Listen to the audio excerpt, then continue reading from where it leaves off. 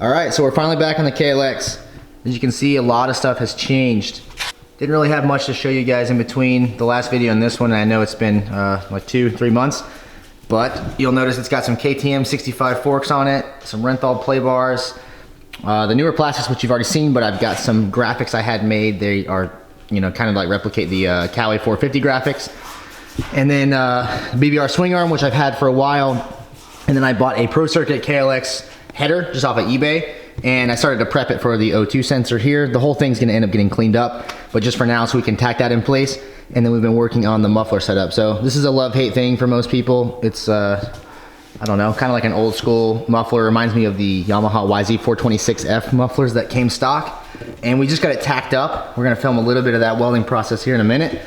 But to show you how it sits, it's looking pretty cool. I got a D&M shock that I borrowed from a friend just for fitment, just to make sure we don't hit with that pipe right there. And we've still got to go ahead and weld this all the way out. There's another flange here, or like a piece of pipe, and then we have to tack on the 2 small pieces to run the springs. And then we should be good there. We'll add the O2 sensor, and then the exhaust system will be essentially complete. After that, I'll move to the fuel system and show you what the plan is. So we pulled the muffler off first. You can see we got this big expander here. It came with it, but it's just to go up from this small, normal exhaust size to this massive size. And we're gonna tack the bracket, or fully weld the bracket out first. Got Spencer here, ready for a business meeting.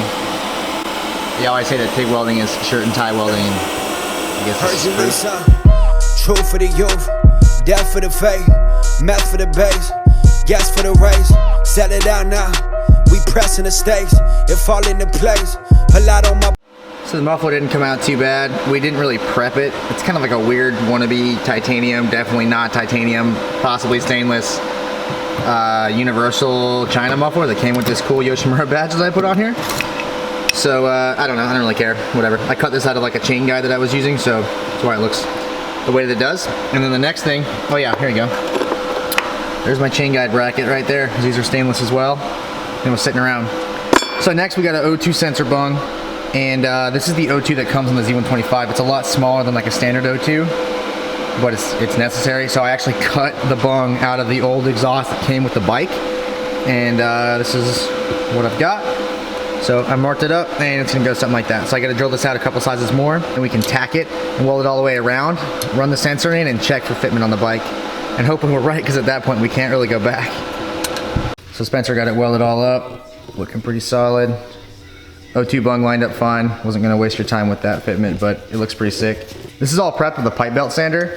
So you just hold it down in like a vise or a clamp, and it's kind of difficult when you have these different angles and radiuses, but it's worth it because it has a really nice finish. So once we're all done, I'm gonna hit the whole thing with that and then maybe burn it with some MAP gas or something and give it a cool color. But I'm gonna throw this on, and we gotta add the little spring clamps on the back here so that the muffler will be pulled in, just for a guaranteed seal. It's probably never gonna leak anyway, but peace of mind. Never give it a taste. We lift in the grace, we changing the states, we moving the case, we shooting the play. Right, get some sick YouTube comments on your shorts. We aiming to kill, we picking the space, we laying the plot, we ain't never stop. 10 years in the block and I ain't never. So I got little spring perches mocked up, and then it's just gonna sit like this, roughly, on both sides. Pretty basic. Here's the header all welded up. We've got our little springs on there. It's crazy to see how much it steps, but whatever, it's all good. Got our little spring perches, those are both taped on there, and then we got our O2 sensor bung welded in completely. It's in a really cool spot.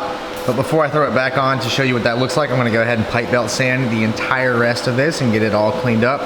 So the whole pipe will essentially look like this. This works really well for prepping like exhaust tubing on a car or a pit bike or whatever the case may be. It's basically a Scotch-Brite in a belt form. This is a 1-inch belt. It should have 2 on here, that's why it looks weird. But this is the green Scotch-Brite pad, and it works really, really good for prepping tubing extremely fast. It's really hard when they're shaped like this, but I'm just gonna kind of step on it and make it work.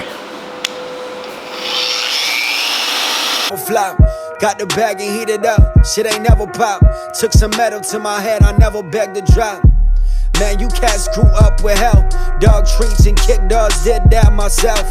Did that. And after a little bit of time, we got a pretty nice polished looking header. There's a couple spots need to be hit with like brake clean or acetone to get some fingerprints and some shoe marks off. get that cleaned up, and then maybe burn it with some MAP gas to see what it looks like. Sick. For me, but not me alone. They ask me for help, I can't tell them no. Too much. Y'all did too much on debut, clout chasing, fake news. Y'all live by no code, us working a no-go. Too much. Yeah, too much. Y'all did too much on debut, clout chasing, fake news. Y'all live by no code, us working a no-go. Too much. A lot of people trying to claim they got next. Tell them got now. All right, it's now 3 days after that burning clip you just watched. I got everything roughly installed, headers on there. I'm happy with it. O2 sensor threads are a little screwed up from when we got them hot, so I do need to run a tap through there before I can run the sensor all the way in and get it tight. But overall, definitely super stoked on the exhaust. This was a big thing I just wanted to get done. I didn't want to buy a regular KLX exhaust. Just, I don't know, because I've always done that. I burned both the header and the tip, as you saw, so it came out pretty cool. It's got a nice little burnt top there, a little gold color to it. I'm really happy with how it fits. The KLXs are always tough because these number plates are so short. You almost always see the bottom of the muffler, and you still do here, but I think it looks pretty good, all things considered. It's definitely big, but it does clear the shock. It's got a cool little angle. So let's see if I can get straight on with the fender. You can see how it goes that way a little bit. I'm stoked on it. It might be super loud. It did come with a resonator that pops in there, or like a quiet, what's it called, spark arrestor. It came with a spark arrestor. I don't know if I'll use it. Maybe give it a go. But yeah, stoked on that. Let's see what's next. So number plates. This works. That all works. All that stuff was finished from before. This needs to be finished up. Then I had a tab I was going to use for underneath this number plate. There's a mount here. This one, I need to make tabs for that, just for sake of doing it. It's not really necessary, but I'd like to have it be relatively legit. And then this lower one's gonna have to move. So when that number plate is in position, the lower one does not line up. It might look like it, oh no, you can tell. See how much lower it is there? So, oh yeah, and there's the springs. Springs worked out well, little spring perches came out nicely. There's a solid amount of tension on there. And again, I didn't think that was gonna leak, but I had them, so might as well throw them on. The next thing to do is get the bike running, and the fuel system has been the biggest problem. I'm going to insert a small clip here of what I was trying to do, which was 3D print a flange. Hold on, I'll show you that flange. There it is. So I completely and successfully ruined a 2010 plus tank, and if you've ever looked for these, you know why that sucks, because they're expensive. But here's what my thought process was, and it didn't work, and I'll cut to clips of me doing it, because I filmed it like it was gonna work. But here was the plan, okay? This is a Z125 factory pump, and it used to have a level on it and a bunch of other bullshit that I cut off and got out of the way. And then I cut off the petcock and made a huge hole in this tank. And the plan was to 3D print this cool flange here that would have a ring going over these studs to retain the pump essentially. It's got an O-ring there, it's got an O-ring seat there. And the quality was pretty solid. The 3D printing process was a little bit of a learning curve. I haven't had my printer too long.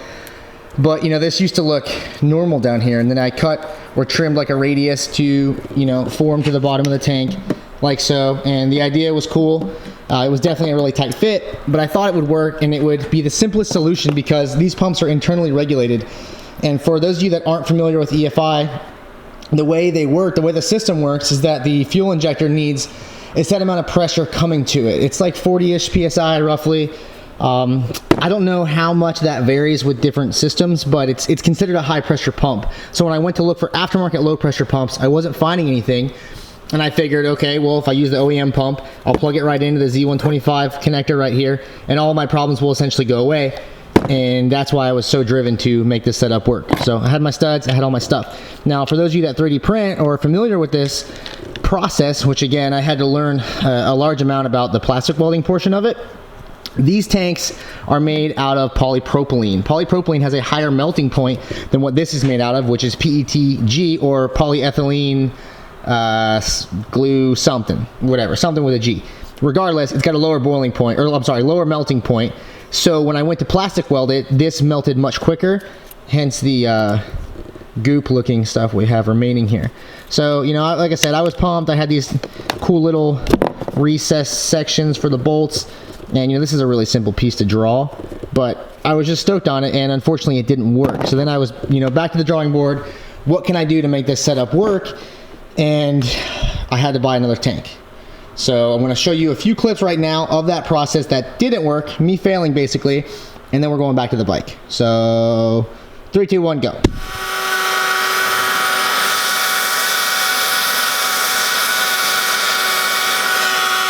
All right, so I thought I was off to a pretty good start there for a moment, but clearly this is such the wrong way to do this. Not only am I melting the hell out of this, but the PETG melts a lot sooner or at a lower temp. So I don't know if this is ever gonna work. My hopes and dreams crushed right before you all. Look at that, ugh, disgusting. I mean, what else do I do, man? I build an entire aluminum tank just to have this freaking pump sit in there? I don't know. All right, I hope you enjoyed that failure. Now, fast forward to however long later, it's been at least a month. I've got another tank on the bike. This is a, I don't know, 2021 tank or 2020. It was super new, it was on eBay. It was like 80 bucks shipped. That's what I paid for the last one, which was in much worse condition. So no complaints there. And it's installed, mostly it's just kind of sitting there. But you can see I've got these cute little outlets on the bottom of the tank. So I'm gonna pull the number plate off and remove the tank and show you exactly what this looks like close up. Voila, here's the new setup. It definitely doesn't look as good because I freehand cut it. When it's installed, you'll never see this base of this flange, and obviously I'm showing you because I don't care, because I can hide it as well. But I freehand cut this out of stainless. The same thing I used for that muffler bracket, the chain guide cover. I had a couple pieces, or I still had that left, so I just cut the remaining plate out of it, and then I drilled a couple holes. This is hardline stainless brake line that happened to be the right diameter. And then we TIG welded these to these, and we also did not have a flare tool handy, so we TIG welded little tiny stops for the hose there. Is it a little bit ghetto? Yeah, sure is, but don't care. Over it, wanted to get this thing going. And I'm actually building another Z125 swap bike for a friend, so pretty much everything that we do here, we're just gonna do better on his, and he'll get, you know, luckily he'll get the better setup, but it's not that big of a deal. So when you pull the factory petcock off the bottom of this tank, there are 2 small holes. And I initially cut one up and tried to use it, but it was aluminum and it was like pot metal, and it started to fall apart. I was basically just gonna drill and tap it with some NPT fittings. This should be a lot more durable, it should last a lot longer, and you know, hopefully we don't have any problems. So the idea here is that one of these is the feed line to the pump and one of them is the return. And took me a while to figure this out. I found a few online conversion kits, not for KLXs obviously, but that would have been great, where they use a similar petcock design where one is the outlet and one is the inlet. So basically unused fuel that is returned, which is very common in a fuel injection system, will go back into the tank. Now my initial thought was that the fuel needed to be returned at the highest point of the tank so that it would not be basically stopped by the weight of the existing fuel in the tank. You know, gravity pulling the fuel down and then trying to return that fuel and, you know, having a problem. But apparently I was very wrong. This is fine to do it this way, and you know, we have yet to prove this, but we will see very soon here. So one will be the outlet, one will be the inlet, doesn't really matter. The idea is that you don't want to introduce air on the top because you essentially aerate it or introduce air into the system. It's a lot more of an issue with like oil pumps in a dry sump system or something like that, but the concept remains the same. If you return it this way, air will be forced to rise up and out, because air rises in the form of bubbles, and that's how it would work. So the next thing is the pump, and I did finally find a pump, which is obviously why this setup will, you know, allegedly work. Here it is. This is a pump that I got on eBay. It's made by a company called Moto EFI. It was super expensive. It's like 180 or 160 bucks or something like that, which to me seemed a bit high for what it is, but it is the only pump I could find that is even remotely close to what I think will work. It's got like a base pressure of 40 PSI, and obviously that's a rising rate setup, but it doesn't work off vacuum. I'm assuming it works similar to how the factory pump works, which is just by electrical load or power in the form of voltage. So anyway, it's got a return line, it's got an inlet, and it's got the high pressure side that goes to the injector. Now on a factory setup on a car or whatever with a return fuel system or return style, the fuel would go out to the injector, it would go through the rail, feed the injector or injectors, and then the unused fuel would come out of that rail and go back into the tank. In this situation, the regulator is internal, which is right here, which is still very nice because there's not a lot of room on these motorcycles to really run anything else. Fitting this is a challenge already, but the fuel will come in, it will go out to the injector, and whatever is basically deadheading or the back pressure here will then be purged out this return line and back into the tank. Next is where we're gonna mount the pump, so let's check that out. Wiring wise, it's very simple. There's a power and a ground. Same as the stock Z125 setup. It's really not confusing. If you paid a lot of attention to that clip where I showed you the pump, there were 4 terminals in that pump, and that's just because the other 2 were for the fuel level, which we'll no longer have, but honestly we don't need. So the only place that I've been able to find where this pump will successfully sit is underneath the frame right here between the engine and the frame. And I don't want it to sit on the engine due to heat and vibration, but I can't have it sit any higher because I need it to be gravity fed, because until the fuel hits the pump, the only way for it to get to the pump is by gravity. So obviously the petcock's in this area, and the pump is going to sit basically like this. This side will feed the injector, this is the return line, and this is the inlet. And I will do my best to snake it in here one-handed. It does fit. It's gonna be mounted, of course, but that is the rough idea. So rotationally, it's going to come up. It is plastic, so I have to be very careful not to break these barbs off. I'm sure they will never ever go back on or seal if I try to JB weld those. Right here, this Sharpie line is where I'm gonna trim the frame. Really don't think it's gonna make it any weaker. I'm willing to take the risk, so I'm gonna cut that out of my way. This return line will come out like so and go up to the petcock or petcock adapter on one side, and then the inlet will come down and go straight to there. And then on the other side, you will see it's gonna go between or underneath the frame. It's gonna go up this way, and we got our little injector right here. Now, unfortunately, because we turned the throttle body due to clearance, the injector is facing forward, so I'm gonna have to figure this out. You gotta be real careful because you can break these plastic injector heads off, and it just, you know, it results in an injector that doesn't work.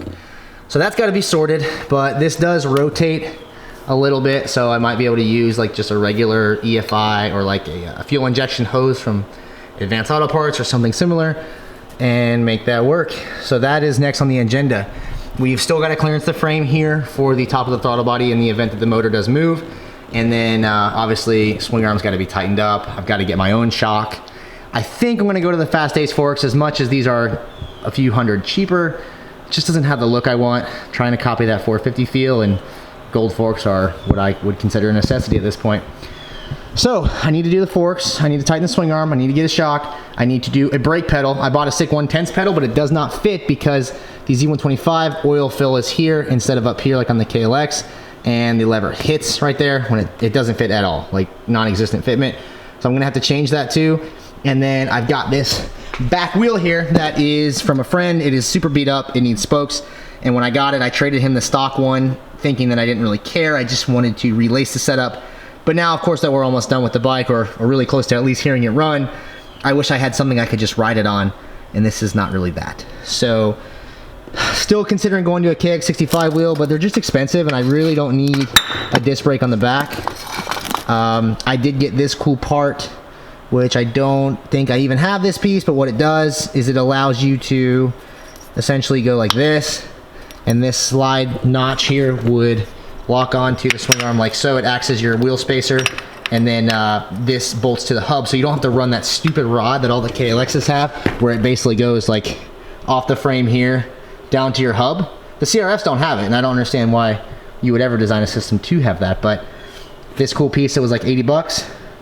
JRMX, I'll put the link in the description below for anyone that wants this. 80 bucks shipped, I believe, maybe 90, don't hold me to that. And it's super cool. Nice design, and it simplifies the process of putting your rear wheel on. Anyway guys, so that is the most of an update I can give you right now. I hope this video is not too long. I'm not really sure where I'm at this point. I'm gonna stop it here, and next time please you know, be patient and look forward to seeing the bike run. I think I should be able to get it running very, very soon. The next video is going to have a mounted fuel pump, clearance frame, feed lines, return lines, and the engine harness will get, you know, used. I'm going to fire it up on this harness, and then once I get it running consistently, this harness will be taken apart drastically, and all the stuff I do not need will be pulled out. So thanks for watching, guys. Really appreciate it. Peace out.